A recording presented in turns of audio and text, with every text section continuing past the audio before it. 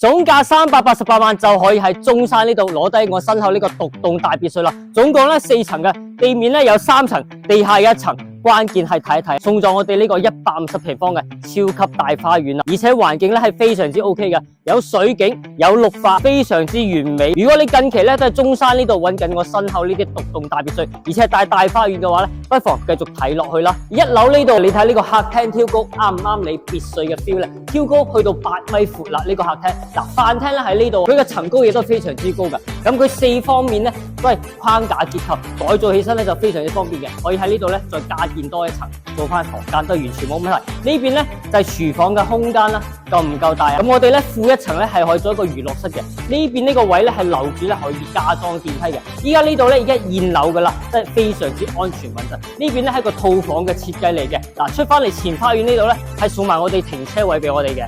2樓呢度咧係可以做2間套房嘅。你睇睇呢個中控，望翻落去咧呢個位咧係飯廳嘅位置嘅。如果我哋有客房嘅需求咧，可以將呢度填翻佢，做翻間客房都係完全冇問題嘅。呢邊咧係帶一個生活露台啦，咁呢邊咧係有一間套房嘅位置嘅。呢度咧就2樓嘅空間。上到嚟3樓成層咧就係成個主人房嘅空間啦。你睇呢個層高咧都係非常之 OK 嘅，超過成8個方嘅實用面積噶啦，而且咧都帶有生活露台嘅。就呢個位你睇睇衣帽間嘅呢個 design， 睇下到時候你哋點樣設計啦。嗱，呢個露台咧亦都係贈送翻俾我哋嘅，我哋咧可以搭建多一個陽光房啦，多一個瑜伽室、健身房都完全冇問題嘅。如果近期你都係中山呢度揾緊呢啲獨棟嘅別墅，不妨評論區留言我帶你過嚟實地睇咯。